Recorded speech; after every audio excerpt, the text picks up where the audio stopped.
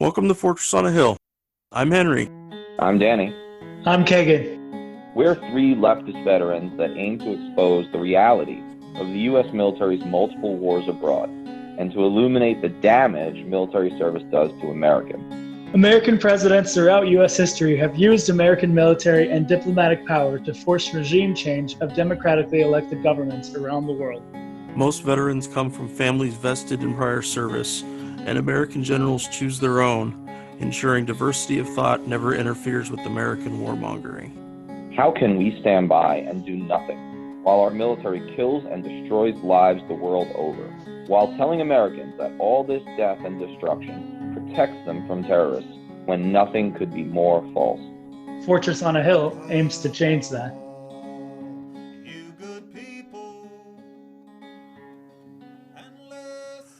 Hey everybody, welcome to episode 107. It's Henry here. I hope your fall is going well. Mine's been pretty typical for me. My apologies for the slow trickle of new episodes recently. My health has slowed me down a good bit, which if you follow the podcast is very on the nose for me, but I'm plugging forward in whatever way I can. Tom Secker is here today to talk with us about The Rock, the 1996 film starring Sean Connery, Nicolas Cage, and Ed Harris. Here's a real short synopsis. A rogue U.S. Marine general in command of a squad of special ops Marines takes a group of tourists hostage on Alcatraz Island, which of course is the former Civil War fort and notorious prison where Al Capone, among others, were imprisoned. Before I get to our discussion with Tom, I want to preview the next few episodes just for a second. Next, Kagan and I will be talking with Lisa Ling, a former Intel analyst and whistleblower who's worked extensively with drones. She is one of the subjects of the documentary National Bird. It also includes Daniel Hale as a participant there with several other drone whistleblowers. And immediately following that, I'm very excited to say I have an outstanding discussion between myself and journalist Spencer Ackerman, author of the new bestseller Reign of Terror, How the 9/11 Era Destabilized America and Produced Trump. And now, let's get on with the podcast. Tom Secker, welcome back to Fortress on a Hill. Thanks for coming to chat with me, dude. Oh, thanks for having me again, Henry. Always love talking to you. Yeah. I think we've got a really good one here today. The reaching into those 90s action thrillers, have so many of them that were filled with that. But there's some interesting variations here that I think people are going to be interested to hear about, especially if they take in Die Hard, Lethal Weapon, all those kind of things. But you had a few thoughts that we were going to get started with. What do you got, man?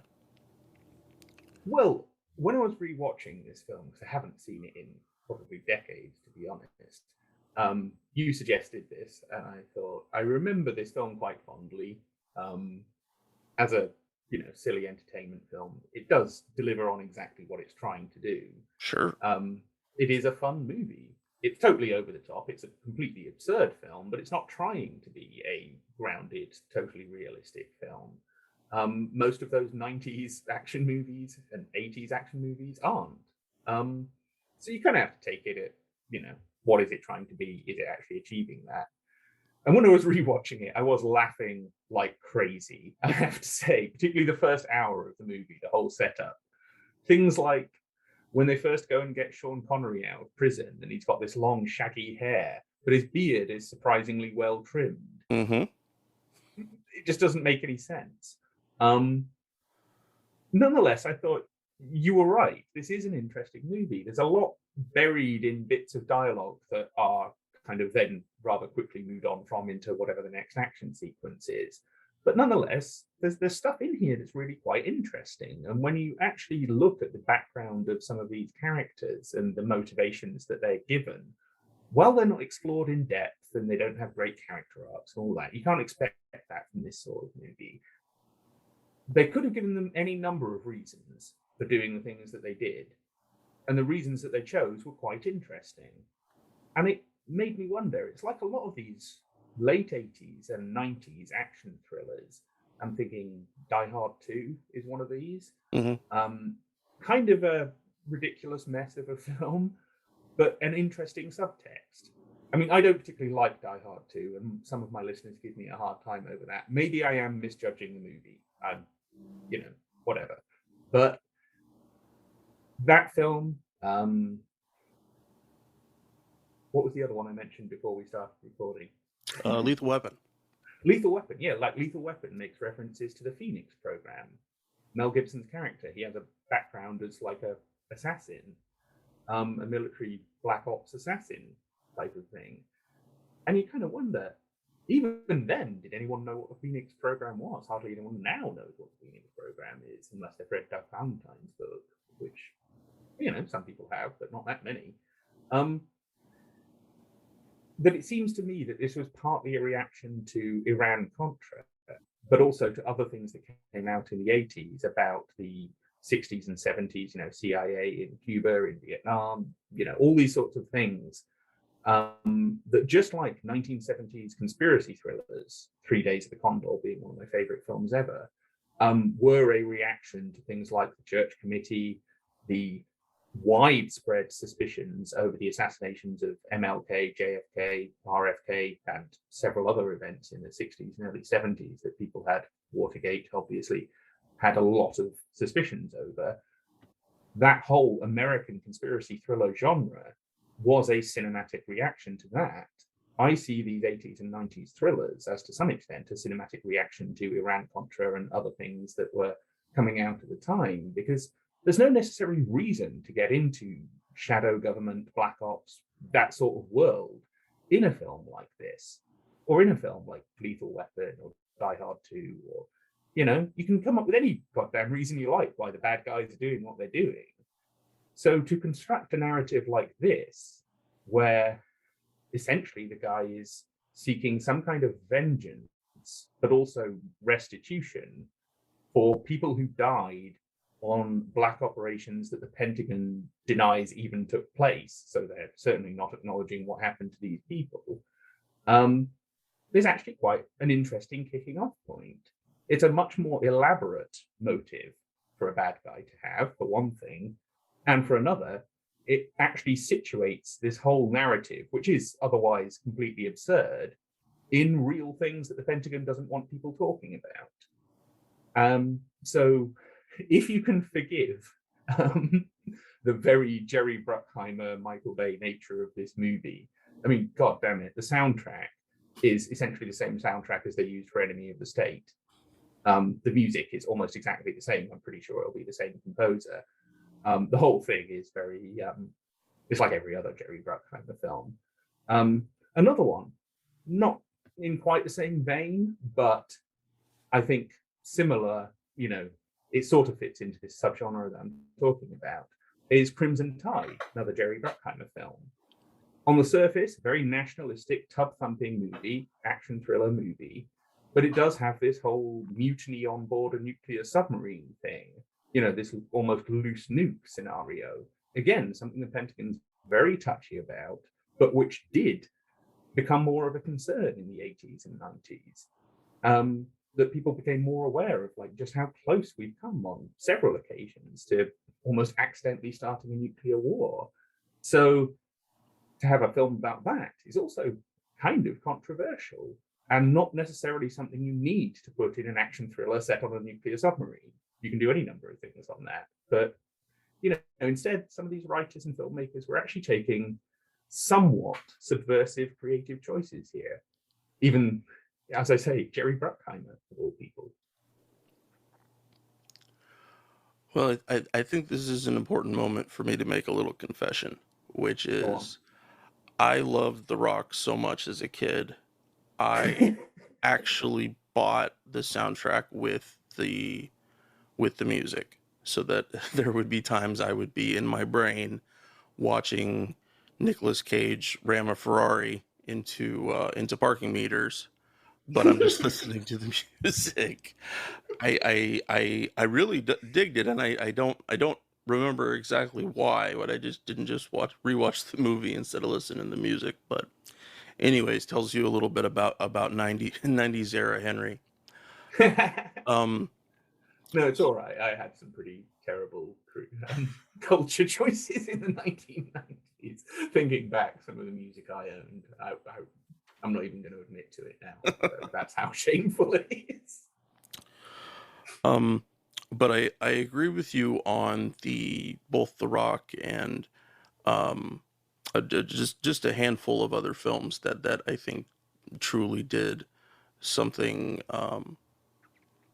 subversively intelligent like this movie, that really actually brings in some history, and that for people that are not entirely history phobic, that there's actually things to see here to understand the connections between things. So I wanted to, before we start talking about the movie itself, I wanted to bring in some characters to follow, and characters, not simply the film's characters, but some of the themes that are going on with it, because they go back and forth quite a bit. And this is considering that the first version of the script was much more critical and much more nuanced, I think, in some of its stuff. And I have a few things that I'll read as we go on. But anyway, here's the characters I'd like everyone to follow for this. First is Vietnam Syndrome. That there is a definite underlying connection to that from Hummel and his men, in terms of, did we do enough? Did we fight hard enough? Does the country appreciate our sacrifice enough? Just those kind of general themes. Second Well, is, and I felt, oh, if I could just go jump in ahead, on man. that, Go ahead. Sorry. I felt that there was also a touch of bringing the war home because of that. Yes. That, like, because they didn't feel the job was done, that's why they have to continue the war. And so I know it's a cliche, Vietnam vets bringing the war home, but how does a cliche become a cliche? And I did think they were playing on some of those, latter period Vietnam films that actually dealt with some of that stuff, often from quite a sympathetic point of view. Not this film. There is no compassion at any point really for anyone in this movie, sadly. But I thought that was kind of the underlying logic to it as well. Like I say, that they felt that because the war wasn't won, and it should have been, that's why the battle must continue. Yeah. Yeah, I would definitely agree.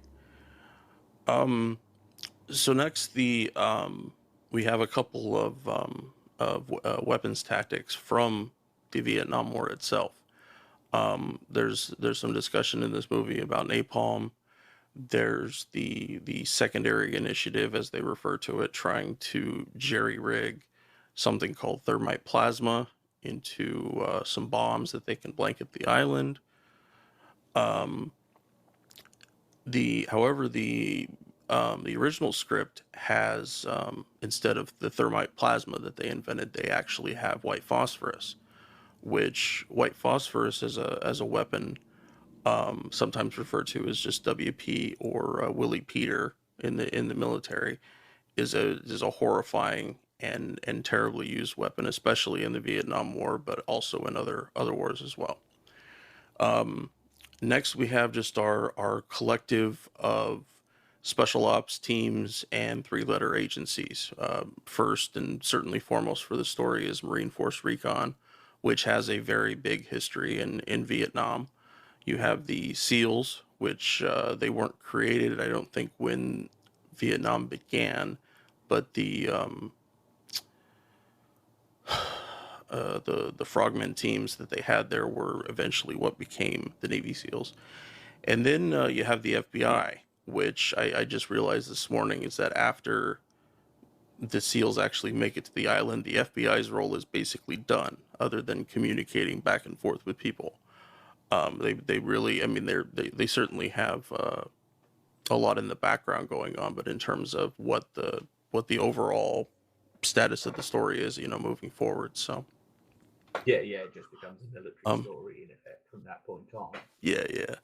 But I wanted to throw those out there because it throughout the film, all of these different topics and groups definitely get character treatments in their own way, and they definitely contribute to the overall story. Sorry, I'm having a really muggy brain day, but I'm just gonna keep reading. It's fine then. All right. So let's talk about Frank Hummel. Brigadier General Francis X. Hummel is what he says to the FBI director, telling him that he has taken these guys from, or taken hostages on Alcatraz. So, as I mentioned, Marine Force Recon had a huge aspect, a huge role in the Vietnam War, specifically as small 4, 5, 6-man teams that were doing stuff behind enemy lines, gathering intelligence, all that kind of stuff. The line they referred to for Hummel in the movie was that he was the greatest battalion commander in the Vietnam War. I shit you not. So the original script helps streamline this out a little bit. It talks about that at one point during the Tet Offensive in 1968, which of course was some of the worst fighting that happened in the Vietnam War. They said that he held off 1,000 VC fighters at one point by himself. So we're really shooting for the top echelon here in terms of movie heroes and how much damage they've done. I don't even know if Mel Gibson being in the Phoenix program in Lethal Weapon would qualify for that. But the movie, the final finished portion of the movie, doesn't outline exactly what all Hummel did in his career, and there's a little more to it as I'm talking about him here. But in terms of just that they wanted the finished product of the movie, they wanted us to just say this is a Vietnam War hero, that this guy he carried a load far beyond what other men did or what other men were capable of, just putting them high up there in the sky. Including the line that he got the Congressional Medal of Jesus, which I thought was a great bit of dialogue. It was better delivered than I just did. But I was also wondering, why isn't there a Congressional Medal of Jesus? There should be one. Congressional Medal of what? Jesus. There should be. I'm gonna write my congressman. Yeah, there really should be. But the Vietnam War, and Hummel's role in it kind of answers the next question that I had, which was, how does this man justify targeting fellow Americans, both the hostages that his men have taken and the people in San Francisco who the chemical weapons, the VX rounds, are pointed at? How does he justify the possibility of killing that many more thousands, many times beyond the number of men he lost? Well, it's real simple. He was in Vietnam. That the policy of attrition, of believing that dead enemy fighters meant that the strategy was working at any given moment, it makes perfect sense that he would be entirely blind to this. The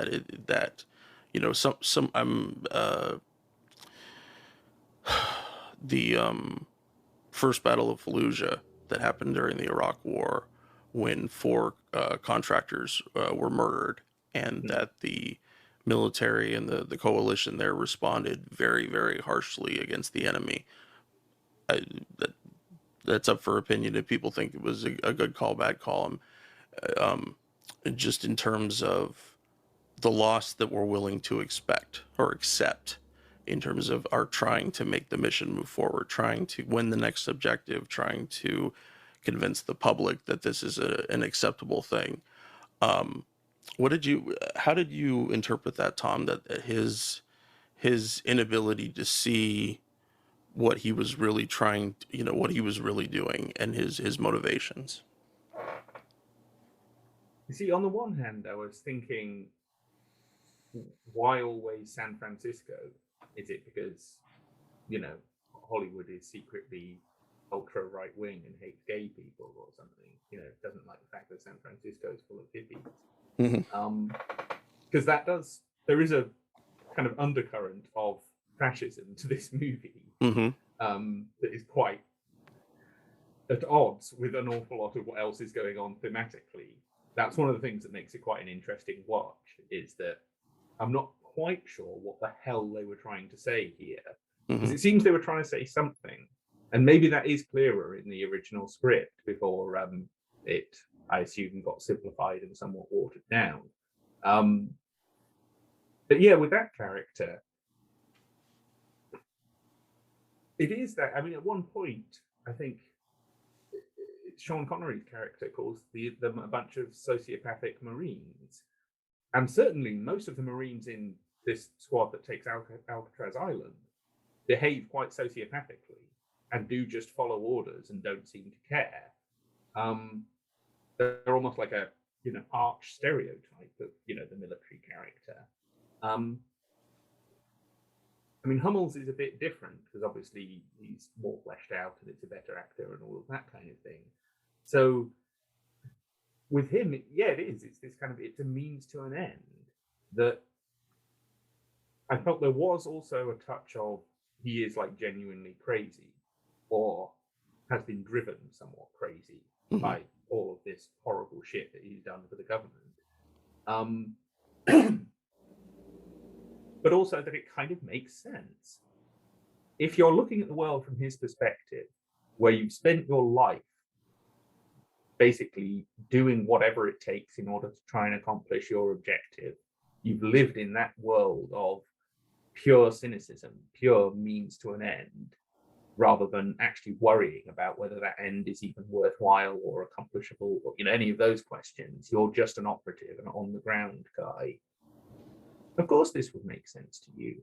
It isn't even from your perspective terrorism, because it's more like extortion, to be honest, because he's trying to extort something from the government. He's trying to extort from them, firstly, $100 million or something, but also a kind of admission as to what's actually happened here.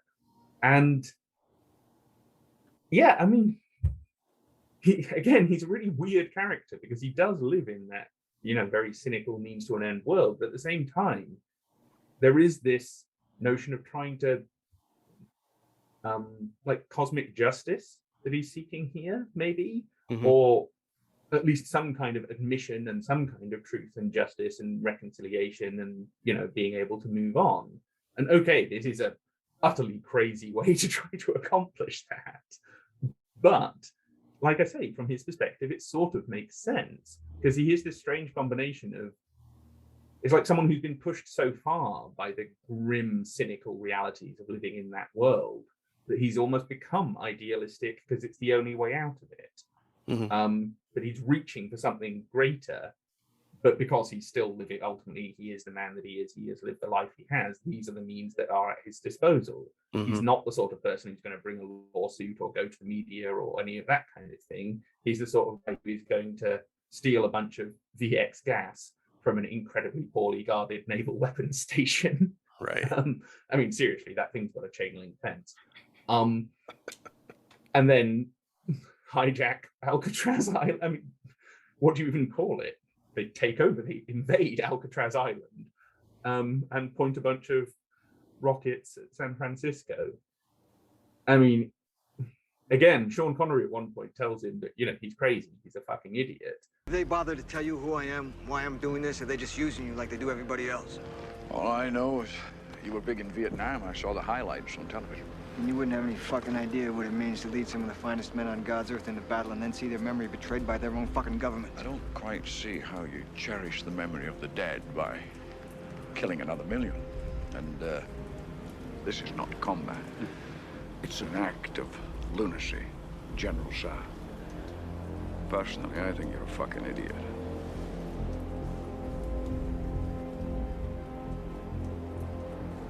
The Tree of Liberty must be refreshed from time to time with the blood of patriots and tyrants. Thomas Jefferson.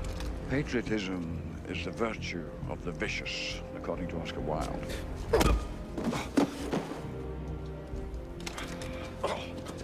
Thank you for making my point. And on the one hand, he is, but on the other hand, like I say, what other means are at his disposal? He doesn't know how to do anything else in many ways. So what the hell do you expect someone like that to do? So in many ways, what the film is saying is the answer to the problem of something like this potentially happening is maybe don't create these people in the first place, rather than having to go through all of this palaver with Sean Connery and Nicolas Cage and the napalm and then, oh no, we can't use napalm because it's the X and all the rest of it, is maybe this guy's actually a tragic figure because he's not portrayed as evil, right? We're not supposed to hate this guy.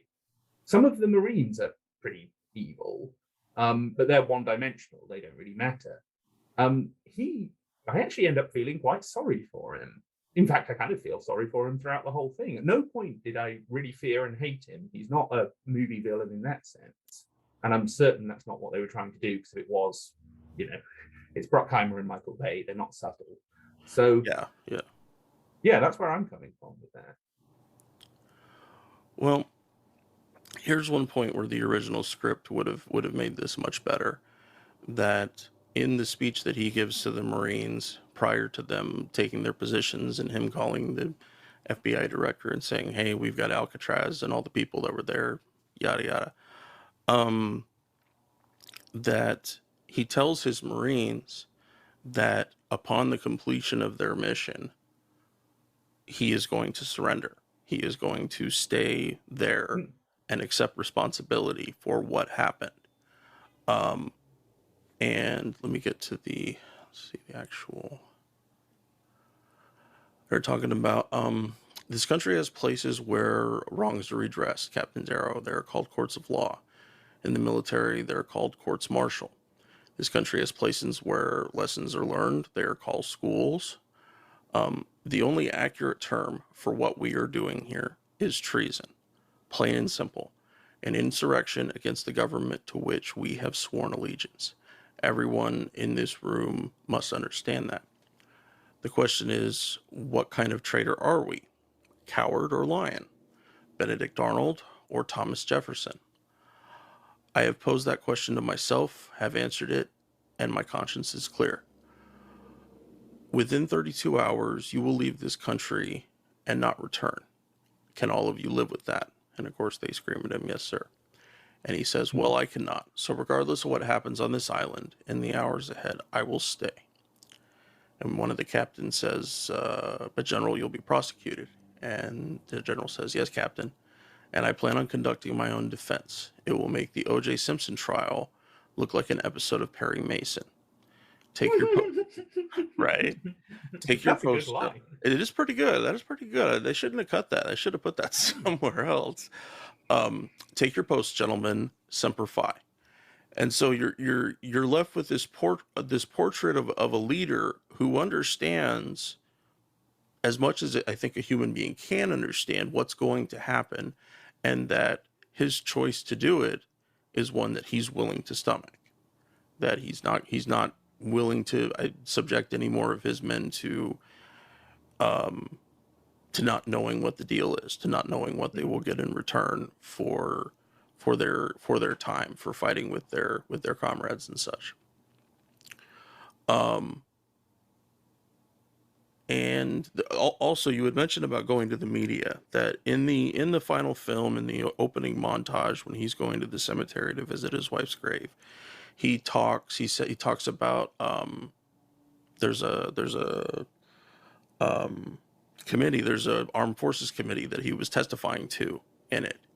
I didn't hear him say anything like he was talking to a reporter or anything, so I'm guessing that whatever this committee was, it was done classified, that it was entirely a secret. He complained to what he perceived out there, but sorry, hold on one second. All right, my sound thing changed a setting on me. All right, it's all good. So,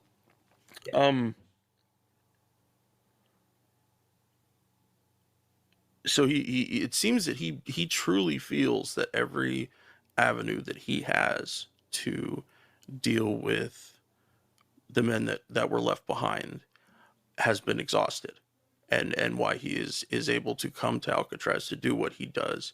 And I agree with you completely, is I don't see him as a villain. You don't see him as someone who genuinely wants to hurt people for the sake of hurting people.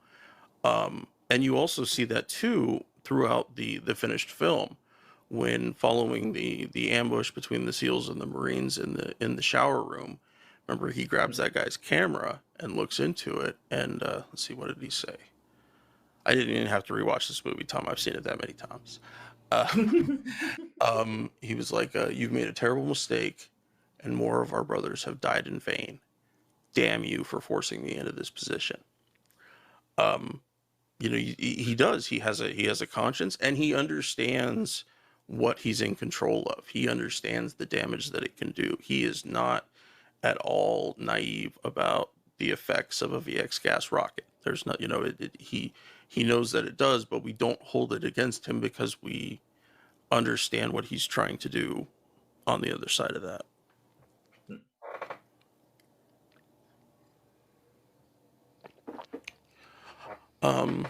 Here's our second edition from the original script, which I think is also really, really helps flesh out Hummel as a character. And this is during the discussion between all the principals, between the chairman of the Joint Chiefs and everybody after they got off the phone with Hummel. The FBI director says, "What was this book Hummel wrote on Vietnam? Anybody read it?" And General Kramer, the person who's supposed to be the chairman of the Joint Chiefs, he says that the U.S. should have, Hummel says, the U.S. should have either won the war or gotten out of Vietnam and stopped wasting American lives. I happen to share General Hummel's view. So we actually had, if they had left that in, we would have had a good little bit of inclusion of history there that these men clearly understand, assuming most of them, or at least the chairman of the Joint Chiefs at this particular time, I'm guessing he's a Vietnam veteran. So it makes entire sense that he would agree with that, and it's not a, it's not a peacenik kind of view. It's a simple, I want American soldiers to still be alive if they don't have to die kind of view,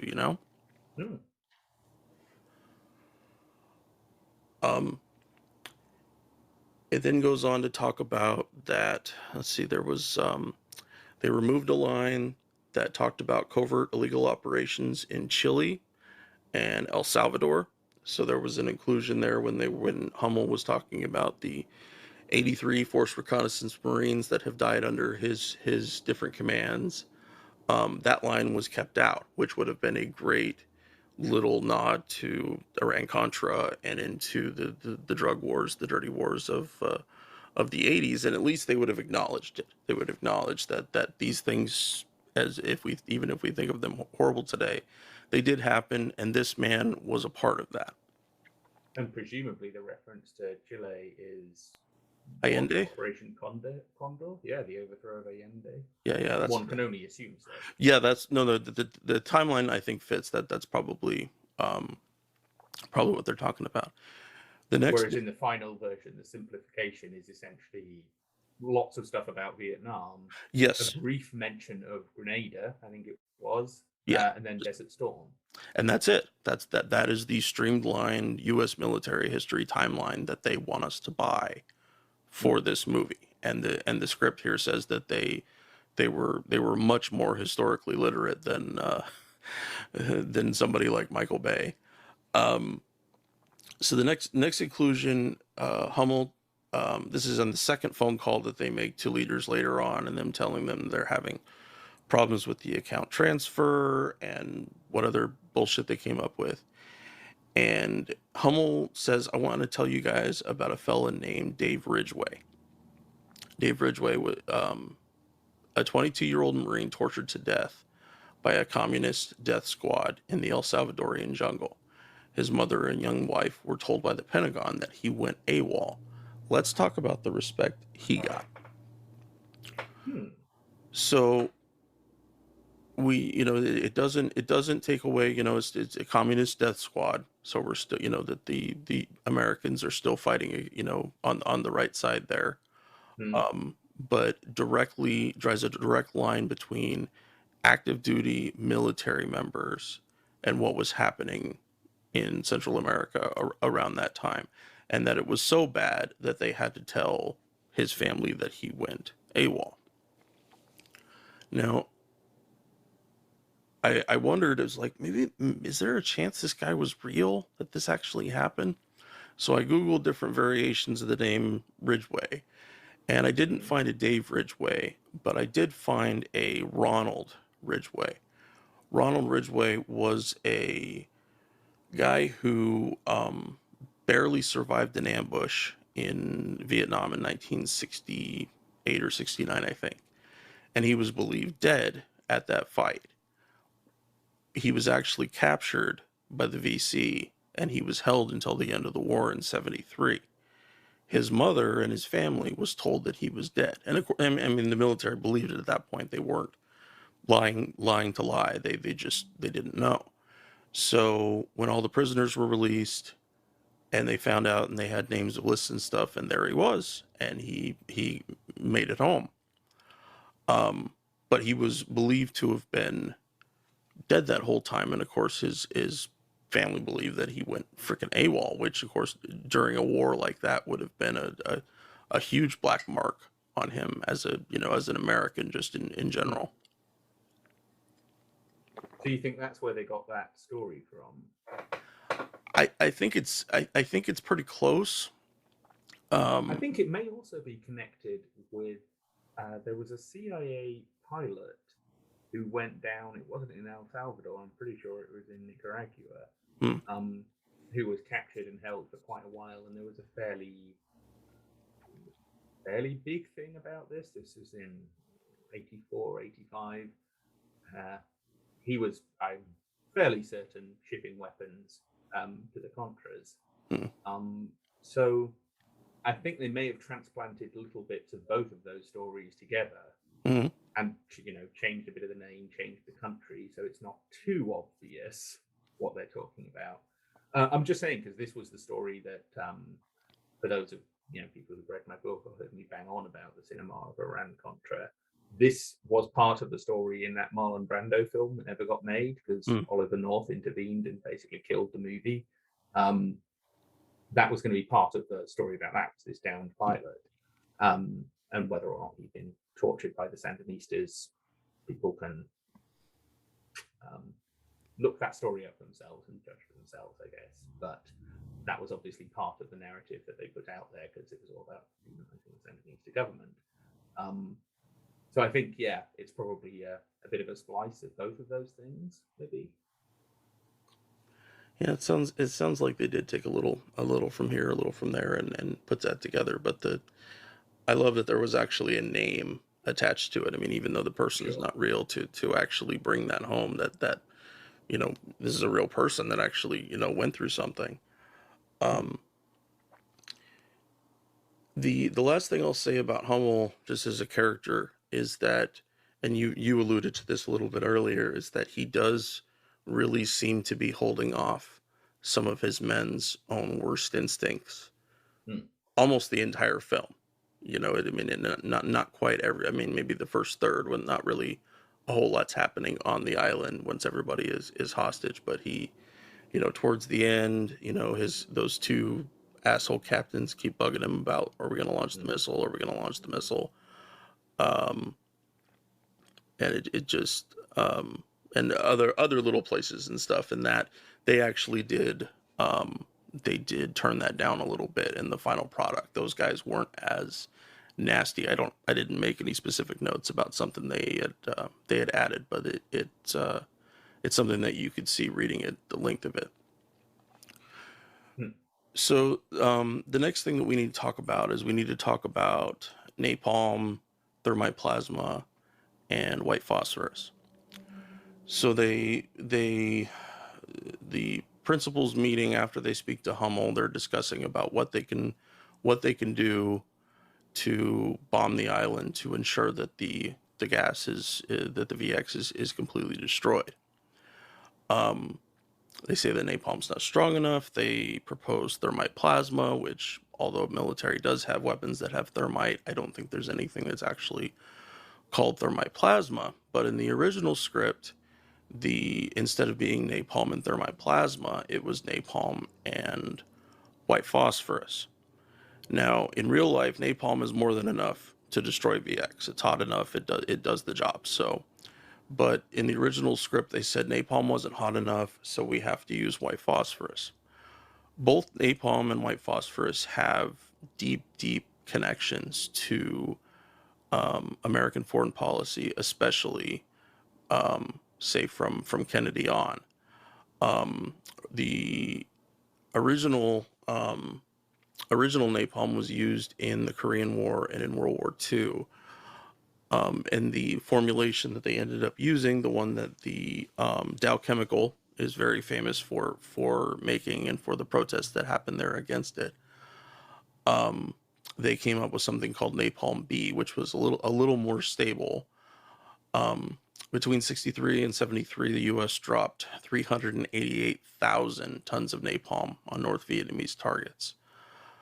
You could definitely see it looking between, compared with figures from previous wars. There was like 32,000 tons dropped in the Korean War, 16,000 and a half tons of it used in the Pacific. But Vietnam really saw that thing come to the forefront of military strategy. The air war over Vietnam was something else, really. It was. When you look, I mean, not just talking about napalm, more conventional munitions, the whole, spraying program with all the fucking herbicides and all that horrible stuff that they were just covering vast swathes of the country in, as well as dropping a shitload of napalm and just setting fire to large parts of it as well. I'm not sure there's anything else that I know of that in terms of like an aerial bombardment in all these different really horrible ways that really comes close to that. I don't think that, I think it's more than was like dropped as the Allied forces were retaking Europe at the end of World War II, and that's on Vietnam. It's not a big country. Yeah. No, it's not like bombing China. You know what I'm saying? No. In comparison, it's minuscule in size, and set up in a long strip, so it's easy to bomb. You just follow the strip. Yes. No, the effect that napalm and Agent Orange had on Vietnam has been absolutely horrific. If I remember correctly, some of the firebombing of Tokyo that took place prior to our use of the atomic bombs involved the original napalm. I don't know if it was used in the firebombing of Dresden, although it might have been. Probably. But those are the kinds of munitions that would be used in those kind of things. These things that just make incredible balls of fire, and even if the fire doesn't reach you for whatever reason, it still sucks all of the oxygen out of the area around you, which means even if you're not burned to death, you still end up suffocating. And even if you're lucky enough that doesn't happen, you die from smoke inhalation. Yep. There is no way out of it. And one of the reasons that they like to use it for those kind of things, they like to use it against hardened targets to try to that the fire will consume further inside. So let me find my spot here. 1 second. Sure. Another big distinguishing characteristic for Napalm B was how easily that it could be made.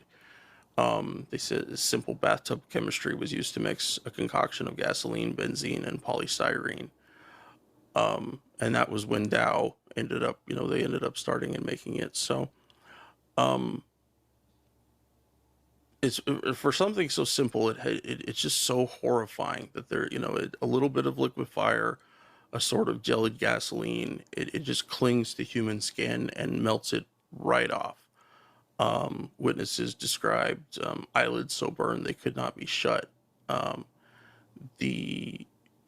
with Vietnam, because Vietnam was the first major war that was televised, that people really began to see this. There was a 67 article in Ramparts magazine that had color photographs of mutilated Vietnamese kids. But this was both America and the world's first opportunity to see up close and personal a war, and a war that, because America used attrition so much, was just that much more horrifying. So when napalm either couldn't be used or wasn't considered effective, they moved to what's called white phosphorus. And white phosphorus is something that I actually carried in the military, although I had it in little hand grenades. It wasn't something on a large scale. It's a toxic, colorless, white or yellow waxed solid, and it has a garlic-like odor. It doesn't occur naturally though, and it's manufactured from phosphate rocks. When it ignites, and it ignites because it's exposed to oxygen, it produces really thick clouds of white smoke and reaches temperatures hot enough to burn through metal.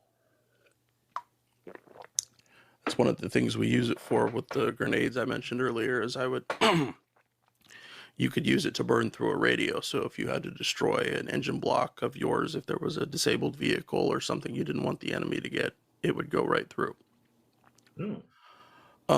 It is used by militaries in various types of munitions, primarily but not exclusively for marking or illuminating a target or masking friendly force movement by creating smoke. It burns skin down to the bone, and because of its behavior when exposed to oxygen, bandaged wounds can reignite once oxygen reaches them again when receiving first aid. It's incredibly hard to put out. And even if, like we were discussing with napalm, if somebody doesn't actually get burned by the fire itself, inhaling the smoke can bring its own set of injuries. It was used extensively in Vietnam. It was also used in the Iraq War. I'm specifically thinking of the Second Battle of Fallujah. And they claim that they were using it primarily for screening and marking, but they know that it has a horrifying effect on people, and especially in places where they're contained, where something, if something is a hardened location and they're trying to break in, that it can really, really mess with people and try to get them out. So it was also used quite a bit in Desert Storm, wasn't it? Yes, it was used a lot in Desert Storm. There's so much to write about it. Please, folks, if you have the chance to read a little bit about white phosphorus too, I'm not going to cover all of the tidbits today, but yeah, Tom, you're absolutely right. It has been used extensively in a variety of places. Generally, these days, the military is a little more wary of using them on a larger scale not because of the effects. The military doesn't give a shit about that, but because of the PR backlash that may come from that. And there have been some pretty extensive videos and articles and books and things made about white phosphorus, like its use in the Second Battle of Fallujah and what it did to people. So before we start talking about VX a little bit, it's really important that everybody grab onto this idea that the final cut of the film had them using this weird thing called thermite plasma, when the original weapon, so a secondary weapon, or one that was going to work more than the napalm, even though poison gets entirely burned up by napalm. Something that had real historical significance could have been in this movie, could have pointed out a critical spot in American foreign policy in terms of just not caring about what happens to people. Just the tactics are entirely justified because that's what we need to kill the enemy. And I think you've got to consider the timing of this movie. So it was in development, presumably that original script, I'm guessing, was 95, 96. Yeah. I don't know if it's got a date on it, but that it will have been around then. There was considerably less awareness of white phosphorus then than there is now. True. Because quite a lot more attention got drawn onto it because of its use in Iraq. People were like, what, we're still using this shit? People had kind of forgotten about it. Those who did know about it had kind of forgotten. And then, the Iraq War, I think, very much brought it back into some people's attention anyway. So this movie came at a time when it, really just wasn't, I don't think, much up for discussion. And you've got to think, given what they do with the Hummel character, mm-hmm. given the backstory they developed for him in the script you're talking about, that's all a pretty savage picture of the history of US militarism that does somewhat disappointingly get watered down into a rather hazy kind of Vietnam syndrome Yeah. / Vietnam vet syndrome. There's some bits still in there, certainly. I'm certainly not, writing this movie off, but it has clearly been diluted. And I think the removal and replacement of white phosphorus, yeah, that is one of those things. The DoD is very, very touchy over its use of these sorts of weapons because you're not really supposed to use them for any purpose. You can say, oh, we were just using it for illumination. It's like, yeah, but it's all giving off a toxic gas. I mean, I'm sure you could use something else for illumination, couldn't you? A torch, perhaps? I know that's not practical in a lot of circumstances, but you know what I mean? There are always other options than something like white phosphorus. So even though the DoD had nothing to do with this movie, I have a feeling this was partly the kind of Bruckheimer Bay influence. I don't know who exactly, will have influenced this movie to have some of this more controversial stuff taken out. And yeah, I don't, thermite plasma, what does that even mean? People love sticking the word plasma on the end of something to make it sound like futuristic, but how would you even make a thermite plasma? I don't know. That's not really how thermite works. No, not in the least. So, yeah, that was clearly we can't have white phosphorus. What the hell are we going to jam in here? Exactly. Oh, let's just take two words: thermite and plasma. Yeah, that'll do. Yeah, all it has to do is blow up. Anyway, no one cares. So we call them Romulan torpedoes. Would have been cooler. It would have been much cooler. Yeah, they could have done better with that in the imagination of coming up with weird military names. No, I think what you mentioned about the script is really important in that because it was used extensively, not just in Vietnam, but in the Gulf War, that this script would have been written in some of the reminder of that. Certainly it wasn't nearly as public, but that may have given additional emphasis for the original writing. And then, of course, it was watered down and washed out just to make something else. But there's so much history here that, that if you were, I know when I was a kid, I thought that movies had to be at least partially historical. That if we're going to use a history, it has to at least be provable or documented. And that's not fucking true at all. No.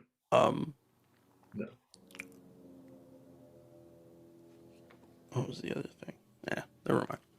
All right, so the other set of misinformation in this movie that I think is really important for people to understand is about VX. So VX gas, it's a really, really horrifying thing. I mean, similar to white phosphorus, although it works quite differently. The VX molecule interferes with the way that glands and muscles function by blocking an enzyme that allows them to relax. That causes muscles to clench uncontrollably and eventually prevents a victim from being able to breathe. The lethal dose is about 10 milligrams if it's exposed to your skin versus 25 to 30 milligrams if inhaled. Early symptoms: pinprick pupils, a runny nose, wheezing, and of course muscle twitching. Death can occur anywhere from within a few minutes to hours, depending on the dose and the method of contact. Now, they talk a little bit in the movie about something called atropine. Atropine is a real medicine, and it is a medicine that doctors and military medics use to deal with this kind of poison stuff. When the body is working normally, there's a neurotransmitter called acetylcholine that moves between nerves to carry signals. And once it does its job, there's an enzyme that shows up to break it down. The nerve agents, like VX, destroy that enzyme. It blocks up and continues to make the nerves connect and connect and connect over again.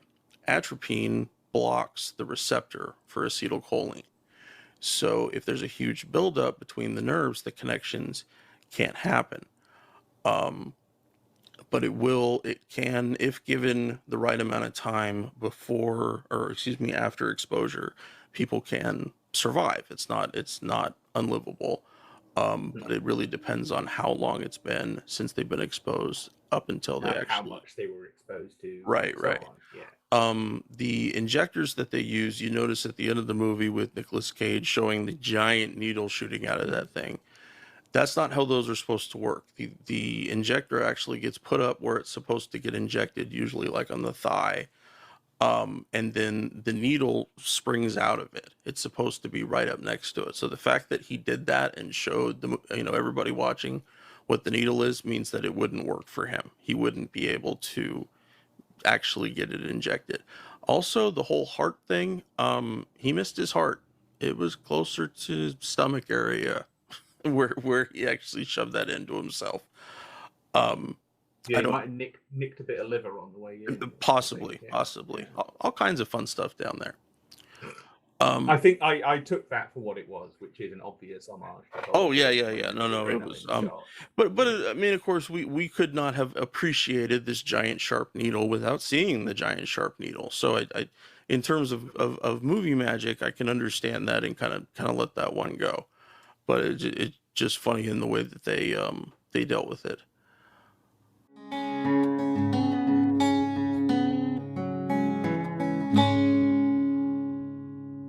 Our podcast is supported in a few different ways. First, there's Patreon, where we're blessed to have an array of wonderful supporters, helping the guys and I pay for some of the podcast's expenses. Those who contribute $10 a month or more will be mentioned right here as an honorary producer, helping keep you, our listeners, stocked with new episodes. But you don't have to contribute $10 a month to help us. For as little as $1 a month, you can help keep us going, paying for hosting and storage fees, transcribing old and new episodes, promoting and expanding the podcast, and more I'm sure I can't think of at the moment.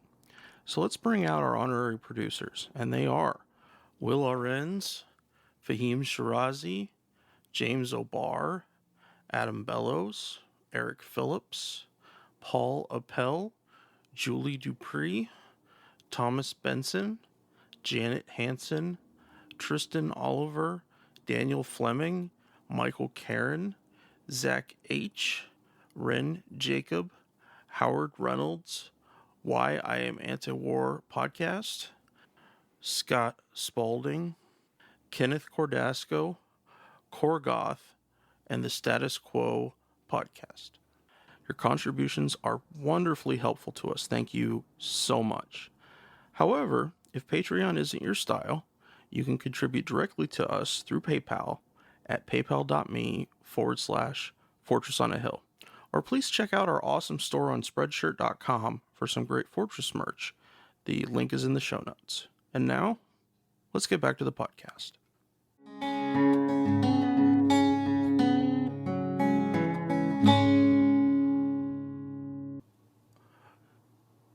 No, sure. You would never use it. I mean, and you've got to think, this is something that's designed to be used in like an extreme circumstance. Mm-hmm. Battlefield circumstance, someone's just been exposed to something. You wouldn't design it to be injected into the heart with like a 4-inch needle. No. That's absurd. And even if that was the only way to do it, you just say, okay, we can't really do this. We can't have people, wandering around stabbing people in the heart because they think they've been exposed to something. That's just not realistic. But, lots of things in this movie are realistic, so we can forget that one. No, I when I was in the service, I carried a pack, a chemical weapons medicine pack, and it had a injector that had atropine, and then it had a second injector that has PAM2 chloride in it, which it does a similar effect as the atropine, but in a slightly different way. But essentially enough to save your life if you happen to be exposed at that particular point. We did have every so often one of them, somebody would have them in a pocket or something, and the injector would go off by accident and poke them. And thankfully, once the injector goes off, like I said, it's not helpful anymore. So people aren't actually accidentally poking themselves with atropine. But anyway, I shouldn't laugh, but that. No, it is. It's a freaking hilarious. The other things to mention about VX, just real quick, is that the movie has them inside of glass beads. inside the rockets, which is not at all what they would be set up on in real life. Again, like with the whole needle thing, in terms of the movie magic element, it did add some additional drama in terms of how careful they had to be moving it. But it had no basis in real life in that way. And VX gas in its liquid form is normally an amber color. Green is something they end up using for danger in movies, I guess. I hadn't heard that before I read it about this one, but but in terms of the realism in that the That didn't show goes back to that old way of thinking of our eyes are able to see more colors of excuse me, more shades of green than any other color. Oh, partly okay. about spotting predators hiding in the grasses, hiding in the leaves or what have you. Supposedly, I don't know whether this is actually true, but it is one of those things that people say. Yeah. So I'm guessing that whole green danger thing probably comes from there. That makes sense. I think that makes sense.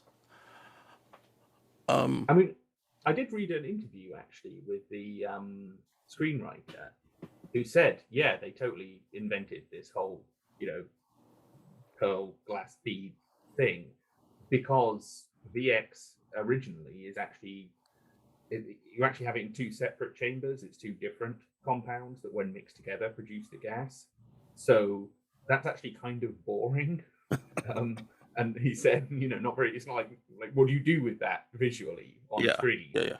And that's why they came up with this rather absurd, chain of glass beads. But even that is like, you wouldn't put something like that in a rocket because when it fires, there's half a chance one of those beads is going to break, right? Absolutely. And those rockets fly impossibly fast. So the amount of inertia that would be put onto its components would be insane. And they're rattling around inside it and everything. It doesn't. Ridiculous. It does. No, it makes absolutely no sense. But this is why it kind of gets interesting because, as I was telling you, this came up in the whole Iraq weapons of mass destruction fiasco. Right. I forgot about that.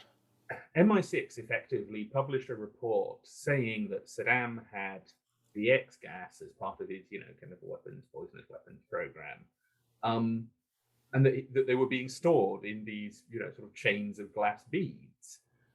And this somehow got fed into the narrative, and people took it seriously. And even in the context of this rather ridiculous movie that we're talking about, it's absurd. You can't kind of get away from the fact that it's absurd, even in a schlockbuster Michael Bay movie. Yeah. So how on earth people in the intelligence agencies, and they do have scientists who work for them in their analysis of information on chemical weapons programs. I don't know how on earth this got through the filter, but it did, and ended up in the public domain. Years later, the Iraq inquiry, they basically concluded that because this had come from some informant in Iraq who supposedly had first-hand knowledge of Saddam's chemical weapons programs, obviously some bottom-feeding scumbag looking for money. Yeah. He told this to MI6, and they like kind of realized at the inquiry years later he probably just made it up after watching The Rock. And hence we invaded Iraq. It's one of those laugh or cry moments. Really. It is. So I'm going to laugh because this, as corrupt as all of that was, it also points to just how incompetent MI6 really are when it comes down to it. Because, I know they don't have to worry about losing their jobs and being prosecuted because they work for MI6 and that just never happens. But even so, they must have been embarrassed by this. So the fact that they all signed off on this complete nonsense, and at no point did anyone stop and say, hang on, this sounds rather like that Michael Bay movie from less than 5 years ago now. Yeah, it wasn't an old movie at that point. Yeah. This isn't, It's a Wonderful Life. But no one did that. None of the technical people, the scientists, the agents, the analysts, any of them. Just points to how kind of dumb a lot of these people in these so-called intelligence agencies really are. Tragically for the Iraq people, obviously, and everyone else involved in that horrible fiasco. You mentioned the binary components, and I just realized, you remember Die Hard with a Vengeance? That's different. That's an explosive. Yeah, but no, in terms of the visual, in terms of that they actually were able to make props and set pieces that showed Well, us. that's sort of what I mean. Yeah. Liquid mixing together and the thing going beep beep beep beep beep, and that the bomb's about to go off. That's a bit different than glass breaks. Oh, thing totally. sort of fizzes together for a moment, smoke emerges. It's much better to have bright green glass beads that you put inside a rocket. Definitely. And when I hear stories like you mentioned about the MI6 guys, it makes me feel a little bit better that most of my life I've gotten my information about the military from movies. That is like, is that, again, I was a kid. I was I don't know, 12 or 13 when this movie came out. I was a couple of years, 2-3 years older than that, however much older I am than you. So I wanted to move on to talk about secrets and how the movie approaches the entire subject of secrets. And that you have the movie starting with Hummel talking about the casualties, guys abandoned on the field of battle. You have the White House meeting secrets that Hummel shares with them about the Red Sea Trading Company and other things that are just coming out, because one thing that movies don't really portray very well is in terms of who's read into what secrets, and that who is this a secret to. That guy may not have been cleared, but this other guy might have been cleared. But I feel like that theme continues through the film. Of course, Mason and his whole character and arc is about the microfilm that he ended up hiding from the FBI. I saw people mentioning that if he was a spy, that doesn't make a whole lot of sense that he'd be stealing microfilm, but who knows? It was, it's just a part of the plot. They didn't even say that he was a spy. They said he was ex-SAS. True, you're right. They never did say that they kind of inferred it a little bit, but not so much. Yeah. And then, of course, that was the hearing he was ex-SAS was the last of his resume that we knew about, other than being in prison for 30 years. So then you have, Hummel says you have to keep this a secret, that we have Alcatraz. You go to the public, I'll launch the gas. And then, of course, the SEAL rescue mission, going to a place that is supposed to be kept a secret. We're adding even more censorship to it. But there's that continual part along the film about that we've kept these secrets. We thought they were the secrets that were the necessary sacrifices, so to speak. And it's clear from looking at Hummel's point of view that you can understand. It's like you said earlier about Hummel, not being as much of a traditional villain, is that there's a lot of sympathetic notes to the things that he shares, even if they're not historically accurate, for being in his world. At one point, one of the White House guys mentioned something about that. I know how the president feels about terrorism. So what we'd like to do is, and Hummel's like, this isn't about terrorism. It's about justice. It's about reminding you people who found it politically convenient to forget. And again, you have, Hummel's entire blinders on, that he is bringing his ideas of justice, to the people that he wants it to be about, which begs the question, why did he and his Marines not go kidnap the chairman of the Joint Chiefs or those other assholes that were early in the movie, as opposed to 81 innocent people who somehow convinced the park ranger at Alcatraz to let him lock them behind those bars. I want to visit Alcatraz someday. I mean, I don't want to ever fucking do that. I don't know who. I mean, and maybe just for the movie, it's like, hey, yeah, pretty tight in there. You wouldn't want to have gotten stuck at Alcatraz, would you? But let's face it, there is also the massive unanswered question of why this island prison that has been out of commission since the 1960s still has a massive working industrial scale furnace in the basement. That's a very good question. Oh, because movie has to happen. Yep. Because otherwise it's far too easy for them to get into the island, basically. Yep.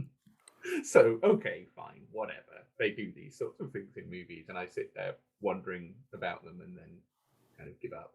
But, I mean, one of the reasons why they can't portray something like them kidnapping the chairman of the Joint Chiefs, that would be ace, is for the obvious reason. They're not modeling they're sort of modeling behavior here in a way, and they don't want to model certain behaviors. Sure. They just don't want something like that. If you put that genuinely in a movie like this, firstly, there's no way Michael Bay and Jerry Bruckheimer make it. There's no way Sean Connery signs on to be a lead actor on it. Yeah, Nicolas Cage would probably do it, because Nicolas Cage will do anything. You have all of these problems. You won't get a big studio financing it. You might be able to get it made on a smaller budget, but then it won't look that good. It won't have that air of authenticity. And so kind of what's the point? No way that they would actually get Alcatraz as a filming location. Yeah, so on and so forth. So I think that's the main reason why. But of course, it makes far more sense. Visit it back on the people who are actually responsible. And if you're going to take a sort of extreme action, it's not terrorism. It's using a terrorist tactic, I guess. Yeah. If you're going to do that sort of thing, direct it at the people who are actually at the center of the power structure that has done this to you and to people that you know. Kidnapping, I do find visiting a prison as a tourist thing to do to be strange.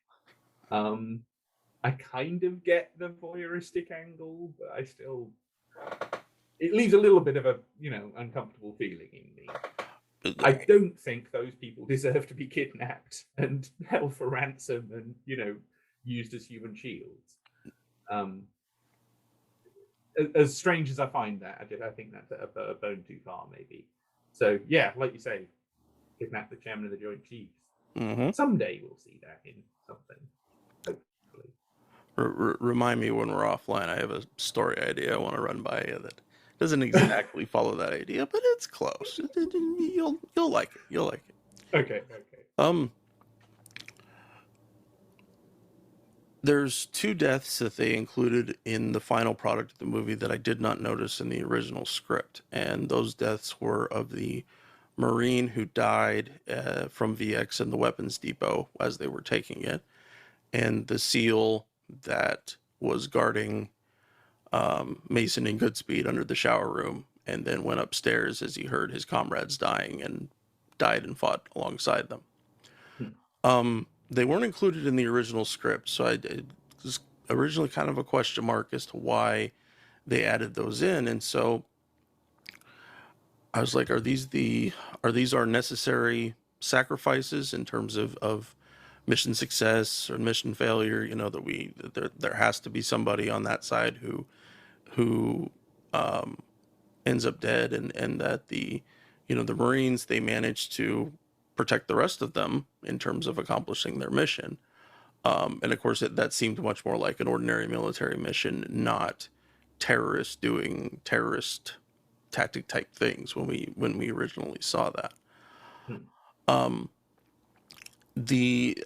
also noticed that it seems like the film was calling out the failure of the usual methods or the first choices that would have immediately dealt with something. You have Hummel's entire point about his lost Marines and taking hostages on Alcatraz. You have the SEALs being ambushed almost immediately after they got to Alcatraz, leaving the only remaining chance to be a somewhat of a James Bond ripoff and a featherweight biochemist, which actually I thought was a really neat and interesting pairing that they did with that. And then you also have... Oh, go ahead. The interchanges between those two work well. That's one of the things that I find a little bit frustrating about this is that you can tell it's been Michael Bayified. It has. Because the script has some good characters that are quite well constructed, and they have some nice moments and some good dialogue, and you get to know them in the first third of the movie. It kind of sets them all up quite well. But one of the problems it then faces is that every time you have another nice character moment, something blows up or falls over or someone gets shot and they have to move into another action sequence. Yeah. None of those characters are really given any time to breathe or given an awful lot to do that isn't just in service of the story. So where it does go into that, it's quite nice. I would have loved a movie that had twice as much of that and half as much action. I think it actually would have made for a better film. I agree wholeheartedly. I think that, and I think that this movie succeeded in a way that other Michael Bay films would not have, because you did have some decent character development. You did have some of these nice scenes, and yes, he came in and he just actionified it, whatever, however he does his thing. But the if they had paced it better, I would have enjoyed it more. Some of the scenes, the fight scenes could have been very similar, but they just needed to kind of rearrange them a little bit. But you had, usually in Michael Bay films, you don't have good dialogue and action scenes. You don't have little funny jokes and kinds of things. It's usually much more streamlined, and just the story is kind of left behind in lieu of the big explosions. And when he does attempt a story, you end up with Pearl Harbor. Yes, right. Oh, Lord. An obvious repurposing of a fairly horrible event so that he could try to make his version of Titanic. I think that's what he was going for, a kind of romance disaster story, but set in World War II. Widely considered to be one of the worst films ever made. It's awful. It's awful.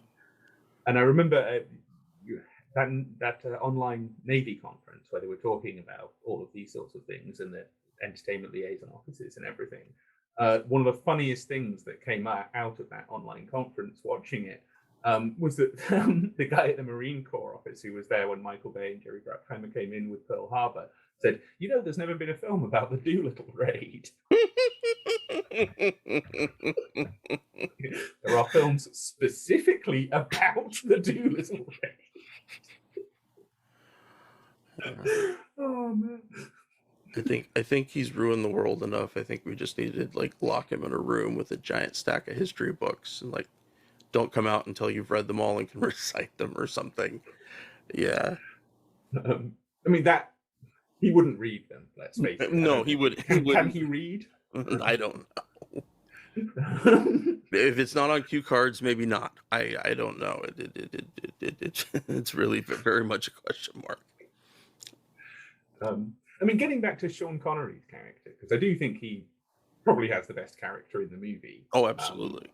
He certainly has the most fun character to play in the movie, I think. What I found fascinating about him, purely from a nerdy, I'm into films kind of perspective, is that he's essentially playing the same character that Nicolas Cage plays in Con Air, right? Very He's got similar, long hair, yes. He's kind of semi-invincible, wrongly convicted, and he just wants to get home to see his daughter. Now, unfortunately, at no point does he get an opportunity to say, put the bunny back in the box. But it's essentially the same character. I'm not wrong, am I? No, you're right. They're very much the same person, yeah. So there's that. There's the fact that he's clearly an aging James Bond, and part of the point of getting Sean Connery is to make out that this is what James Bond has been doing for the last 30 years, is he's been in prison because of some hidden microfiche that explains everything from UFOs to JFK to whatever. Also, that this itself is kind of a sequel to Entrapment, which does the exact same thing with Sean Connery, where he plays an essentially aging James Bond. You're right. I had forgot about Entrapment.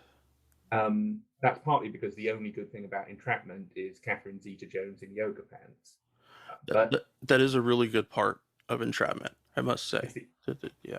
Yeah, it's the only reason to watch it, and teenage boys everywhere will remember watching that film for that reason. It's otherwise kind of a miserable film. It's just interesting that you have Sean Connery in the 90s. Yeah, he's still having to recycle the James Bond thing. This is what Daniel Craig is going to have to do in the future. This is what Pierce Brosnan is doing.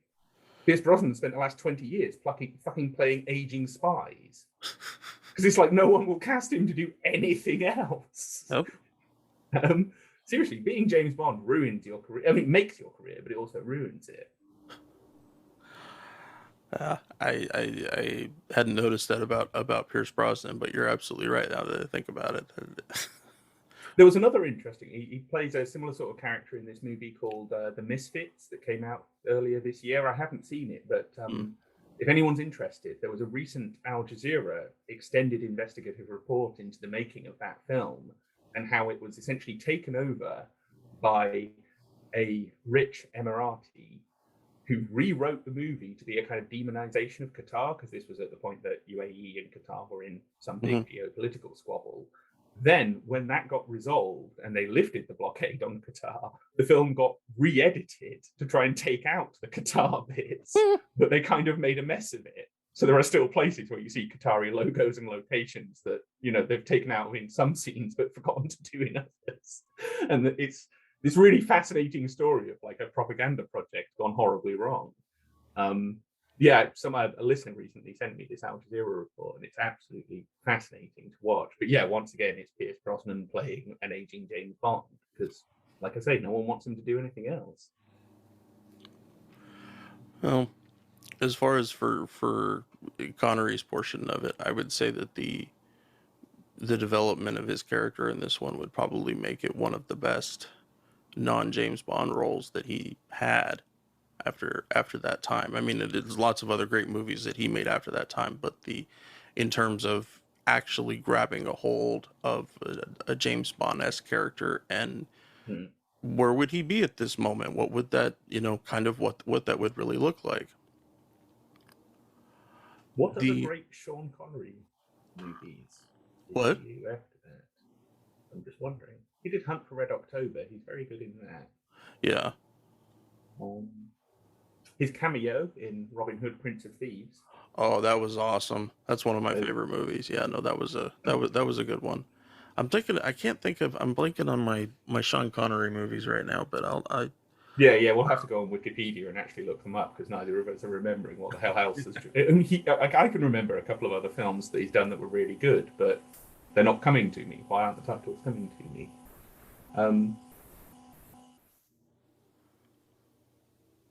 But yeah, I did find. I certainly found the whole conflict between his character and the FBI director very entertaining. But also, do any of the government officials come off looking well in this? Because almost everyone in this movie, aside from being a white guy over 40, pretty much everyone works for the government.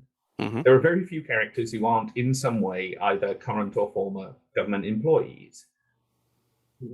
So, okay, the heroes are eventual heroes because they're the only two people left standing. Right. Okay, fine. One of them's ex-SAS and whatever the hell Sean Connery's character is actually supposed to be, and his surname is Mason. So they're playing on something there clearly. But the government doesn't exactly come across well. All those guys back in the command center who don't really know what's going on and don't make any sensible decisions as a result, they're not exactly heroes of this, are they? So, I mean, unlike most of these sorts of films, where you'd have a bunch of civilians who are essentially useless, you have a clearly defined villain, and your heroes are either current or former government employees. In this one, everyone's a government employee or ex, so therefore the good guys are, the bad guys are, and the incompetent ones in the middle are as well. It's a much more, I guess, realistic, perhaps, depiction of things. It's not realistic, this film, but I just found that dynamic very, very curious, that the FBI director is a total idiot. He's useless in this movie. He spends most of it swanning around in a tuxedo, for heaven's sake. They're clearly mocking him. And they outwit him in the end.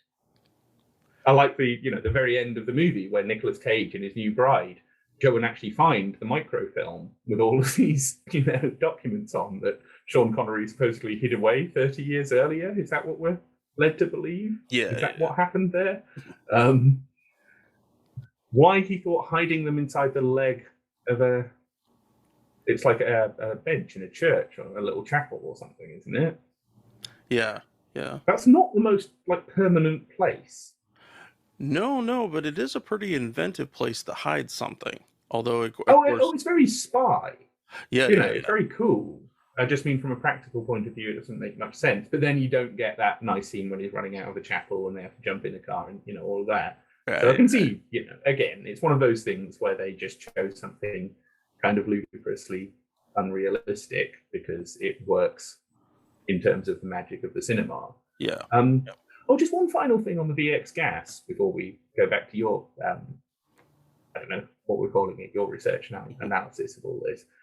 In an interview with a screenwriter where he was talking about that whole thing around Iraq and MI6, he was actually saying, this was terrible and ridiculous.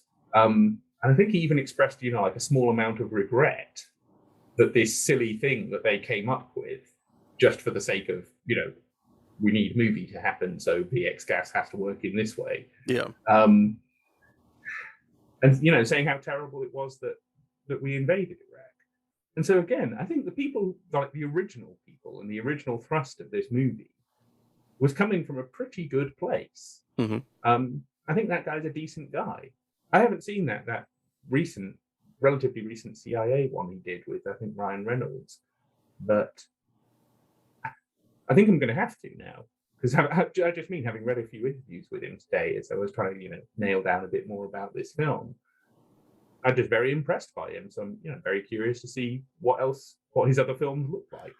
I've thought about possibly seeing if I could get him on an interview and talk about this script in a little more detail and like understanding what what was going on with the studio and in terms of themes and stuff.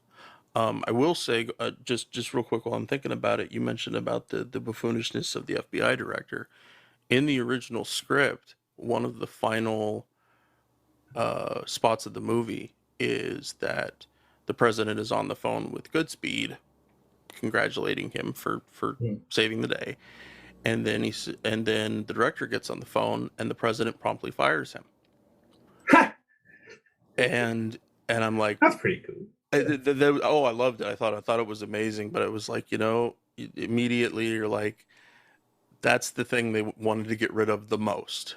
All the other changes and different things, but that someone could have been seen as culpable in any of this. Yeah, no, they're not keeping that shit. But it really, and especially in terms of justice for Mason, that he was, thrown behind bars for 30 years, locked in a hole, and they threw away the key. I think that's actually what the CIA director said about that. And also the final drive off, it was going to have two aspects. One was going to be the one that we see in the final product with Nick Cage and his fiance going to the church. But just before that, they had a drive off that included Mason and his daughter, that they were like driving up the California coast together, going somewhere. And then that was, and I don't even know there's any dialogue in it. Not that I recall. But they're just together and they're going off to do something. Just to establish a little happy ever after for him. Yeah. But no, he definitely, he's kind of, it's weird not thinking of Ed Harris as the grandpa in a movie. And in terms of the wisdom, that a character might provide. I know what you're saying. But they get to that part where they're talking after Mason first got captured by them, and is that who else would be willing to tell a grizzled Marine general, a special forces Marine general, if we want to see it that way, that he's a fucking idiot, and he does. He's like, I don't quite see how you cherish the memory of the dead by killing another million. And here's the best part. And this is not combat. It's an act of lunacy, General Sir. Personally, I think you're a fucking idiot. I loved it. As a kid. I mean, it's like, and that was the thing, is that Mason knows that he might die here. He seems perfectly fine with that if it is better than having to go back to prison again. but he has enough credibility established with us that we're like, yes, tell this motherfucker how stupid he is, that he wants to come and prove something to America about already deceased service members, and thinking that killing innocent Americans somehow makes that better. I mean, other than putting up a flag and saying, this is why I did this, you know, I loved it, but it was, you could see that kind of, a little bit of a generational thing there. The old guys need to go off and talk. You kids stay out here and shoot at each other if you have to. Yeah, there was a touch of that, certainly. But no, in terms of, because in thinking about it, and heading towards us closing up here a little bit, I saw the hero track in this movie as being threefold. That you had each of the male leads, each had a few tenable parts of being the hero. You have Hummel with someone who clearly he's a leader, he's loyal, he's devoted to his cause. You have Mason, this old man that has just a shit ton of grit. I love how you mentioned the Con Air thing. Now I'm never going to be able to not think about it like that. Clearly he has experience in dealing with this stuff, and he has a clear head. He's not carrying the baggage that these other people are. I mean, it's not that he doesn't care that I think that if the people in San Francisco really did die, but he knows that he's not in control of it. He knows that if it happens or doesn't happen, it's not on him.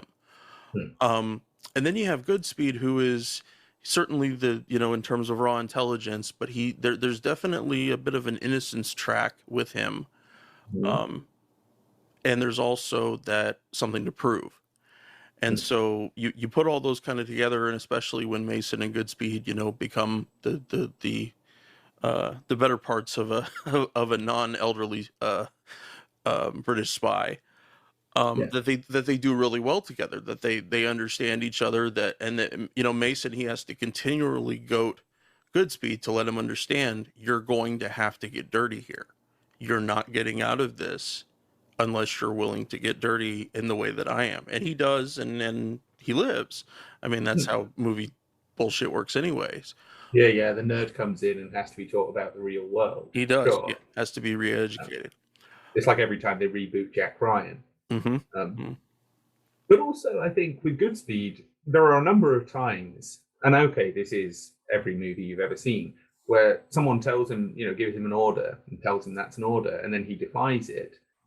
Partly, and it's usually because of Mason.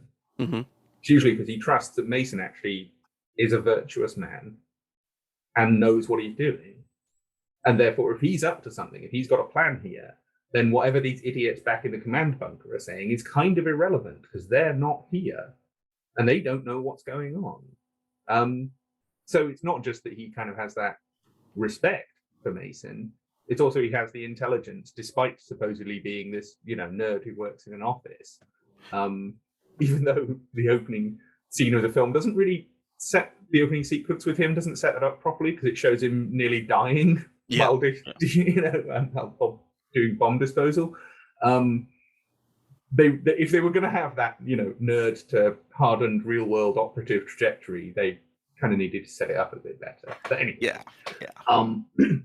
You know what I'm saying? Their relationship works quite well because they do develop a degree of mutual respect, and they recognize that the other has skills that they don't. Yeah. And that's why their partnership ultimately survives and succeeds. And that's, again, none of this is like groundbreaking stuff, but it's a lot better than just having, like two of essentially the same character and both of them just run around shooting people, which is what quite a lot of Michael Bay films have. I mean, I don't know if you've ever watched his Benghazi movie. No. But the characters in that are completely indistinguishable from one another. This is supposed to be an homage to the four guys that died and the others who fought in the battle and all of this kind of stuff. But you never really learn anything about these guys. They don't flesh them out in any way. They don't give them personalities. You don't give a fuck when they die because you don't know them. So as far as a tribute to them, it's a total fucking failure. Yeah. Whereas in this movie, like I say, you just excuse me. In this movie, it's just a light years better than almost anything other that Michael Bay has ever done. It's essentially the only good Michael Bay film, in my opinion, unless you can point out another one that I'm missing. This is the only one that I like genuinely enjoy as a film, and it doesn't make me go away feeling that this is like some advert for a fascist empire. No, I agree with you. It's definitely the best one that he's ever made, and I think because it was, um, like I mentioned earlier, I think that his ignorance helped play into the authenticity a little bit, because it was, he's all worried about the action, he's all worried about what happens with this and happens with that, not so No, much sure. He's just hearing rockets firing off Alcatraz. That's it. Yeah. That's exactly where it is. Um, Should we get into the only place that this appears in any of the Pentagon documents? Because it is kind of funny in its way. Sure, yeah, sure. Go for it. Okay, this film, they never approached the DoD for any help. They weren't rejected. They just never asked them, which is kind of unusual given who made it. There is an entry in the database, though. For some reason, Phil Straub felt the need, possibly because, like me and you, he was actually quite charmed by the movie, he felt the need to include it. And the entry says, Jerry Bruckheimer and Michael Bay probably knew they could not obtain assistance for a script which shows a retired Marine general threatening to destroy San Francisco with a rocket launched from Alcatraz. Full of holes, which, to be fair, it is. As with Twilight class cleaning, absurd to think a general would put himself in a position with no way out. Absurd, but sometimes exciting. That's his summary of the movie. Wow. Is it that absurd to think a general would put himself in that position, or is Straub just not understanding this character? He's just not getting it. The guy isn't looking for a way out. No. He openly admits that in the script. I'm not fleeing the country. Yep. Yeah? But if he, that was his way out, never mind. Straub, I don't think, got this movie properly, but he did understand, it is absurd, but sometimes exciting. He got that far. No, it's something that 80s and 90s movies did a lot more that we really just don't see these days, is a rogue commander, a rogue general, a rogue somebody. And they don't, they're rogue in the, only the slightest sense, not the kind of rogue like you and I were joking about earlier, about this being a movie where they try to VX gas poison the Joint Chiefs of Staff or something, that we're actually going after the people. What did I just say? I lost my whole train of thought. Just how unusual the kind of genuine rogue commander. Oh, yeah. No, and also is that, in terms of, because I mean, like you, I've seen so many of those kind of movies, and this is the only one that really gives you a taste of what's going on with that man, what he's actually, on internally. I'm thinking, of course, of like that general he was always in a suit, but he was in the first Lethal Weapon, the one that the guy that Gary Busey worked for. And of course they're using his former generalship to get dope, which is what, we're after money. It doesn't matter, despite the fact that the CIA and the military have been involved in the drug trade for a very long time. Mm-hmm. But you don't see them really, we got to understand, I mean, hearing him talk about being before a Senate Armed Services Committee, and that this is a grave injustice. I mean, it really took it to a different place. They never, I just realized that when we had talked about that earlier, that it doesn't mention if he ever went to the media, which I think would have been a bridge too far in terms of support, especially like DoD support, something that they would have really had an issue with had it been part of that.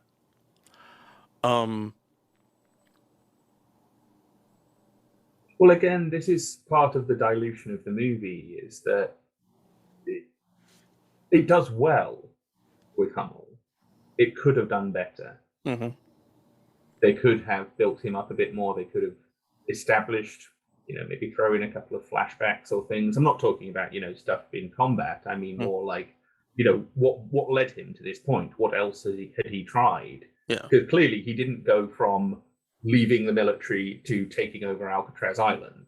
No. And And the movie establishes he didn't do that. But it's like, okay, but what did he do?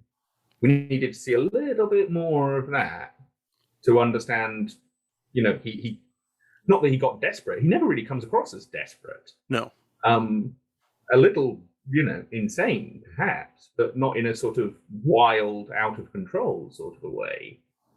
It's more like he had no other choice. He couldn't see another way forward. So it would have been nice to see a little bit more of, his struggle to do something more peaceful, Sure. The proper route kind of thing before he got here. But again, it's it's an over 2-hour movie as it is. Yeah. So if they ever want to make The Rock the TV show, that's what they should do with it. I want to see a whole backstory for that character. That could be interesting. That could be. I would dig something like that. That could be pretty good. And let's face it, they're rebooting and remaking absolutely everything else. Oh, so God. sooner or later they'll get to The Rock. It's only a matter of time. In fact, Netflix has probably already started doing it, Or at least have bought the rights. Mm-hmm. Well, Tom, I think that's a good place for us to wrap it up for today. Just a couple of things from the credits. Oh, sure, shoot. That's as good a place to wrap up an episode on a film as any, I reckon. The first, there is someone credited in at the end of this film, and their character is called Marine That Dies. Marine That Dies. There's only one of them. All the other, lots of Marines die in this film. But there's only one poor sod who they didn't bother giving a name to. So I felt that was a little, must have been a little bit of disappointing for him. Right. Oh crap. I totally forgot about that too. Just back on the VX for just a second. There is no VX gas has no corrosive properties. The skin melting that we see does not happen. I'm guessing that they added it because it would have added a visual dimension to what was happening. It was I don't, to me, because it talks about in terms of your inability to stop breathing, and I'm like, you could film that, you could explain that without making it seem chintzy or without needing that visual part of it. But no, yeah, VX gas has no corrosive effects on anybody. So all the skin melting that we see in different places, it's not accurate. That might actually be a censorship thing, it's actually, you can show gore more easily than you can show suffering. True. If you show someone asphyxiating, you've got to show them gasping, and that's horrible to watch. It's actually, you can get ironically enough, get a lower age classification by showing someone's skin melting off than you can by watch it showing asphyxiating. As stupid as that sounds, that's actually how it works. That's horrifying, but not surprising. The other thing from the credits, because I did scroll right down to the bottom to see, what kind of support did they get for this film? A little bit from the Department of the Interior. I can only guess that was for access to Alcatraz. That'd be my guess. Because it's no longer Bureau of Prisons. So I guess that's what that's about.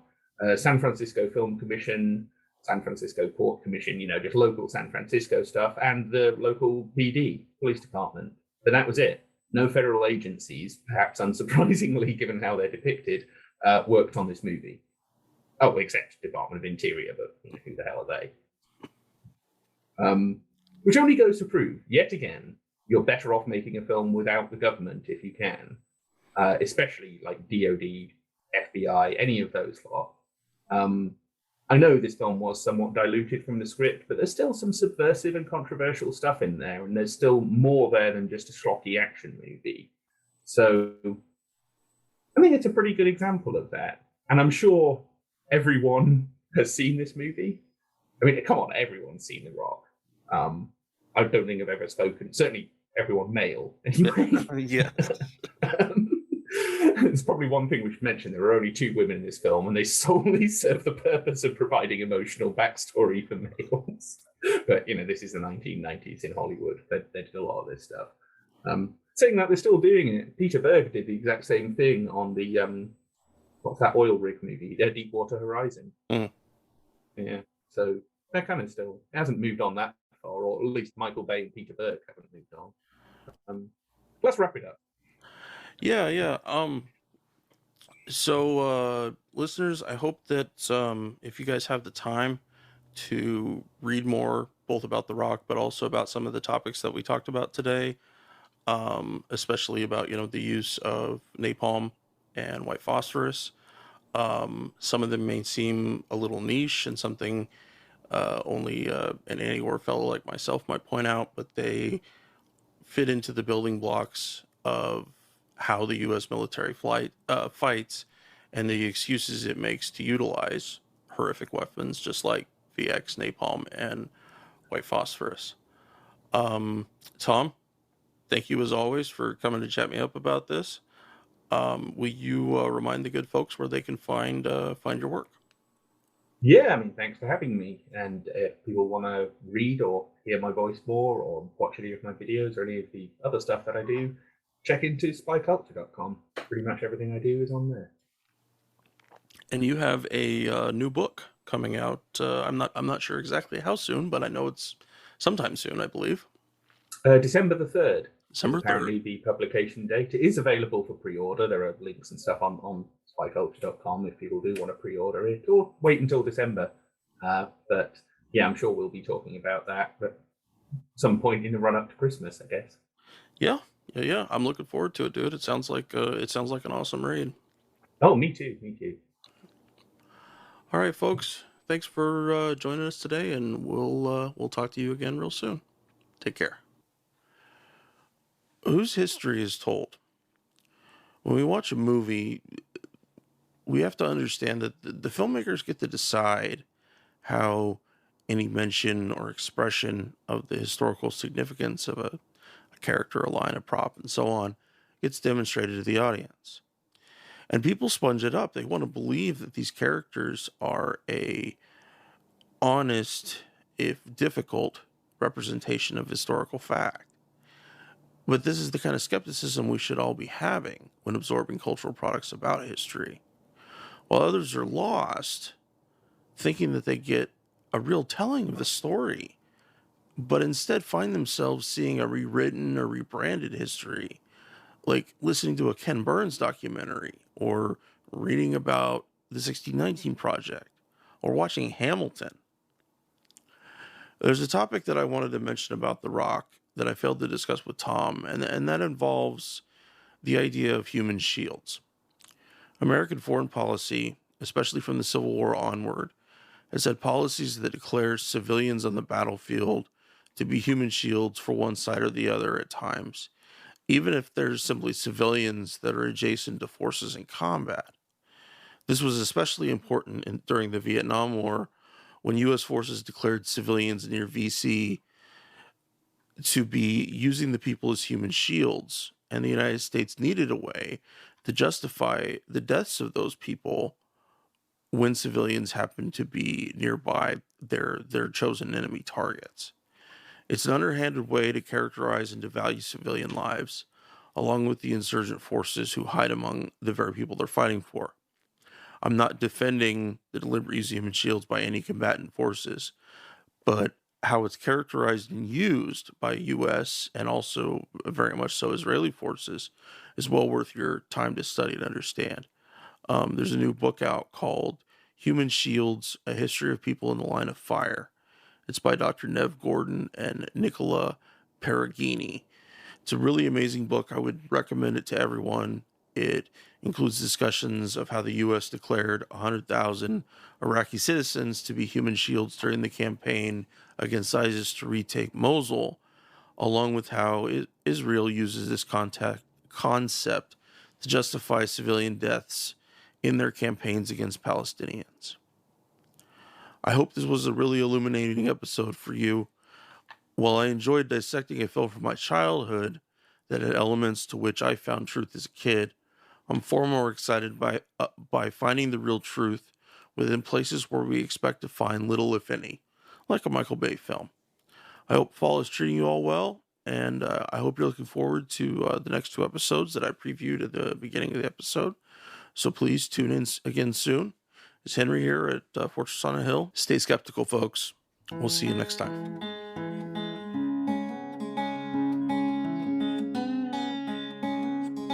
We're on Twitter at Fortress on a Hill, and also at Facebook.com at Fortress on a Hill. You can find our main blog page and our full collection of episodes at www.fortressonahill.com. iTunes, Stitcher, Google Podcasts, Patreon, Spotify. You name it, almost anywhere you listen, we're already waiting for you. And hey, we're always in the market for more Patreon supporters. Please consider becoming a patron at patreon.com. And if you're not into giving us a monthly payment, think about giving us a couple bucks on PayPal. The link is in the show notes. Skepticism is one's best armor. Never forget it. We'll see you next time. And listen to my song. I hope you'll pay attention. I will not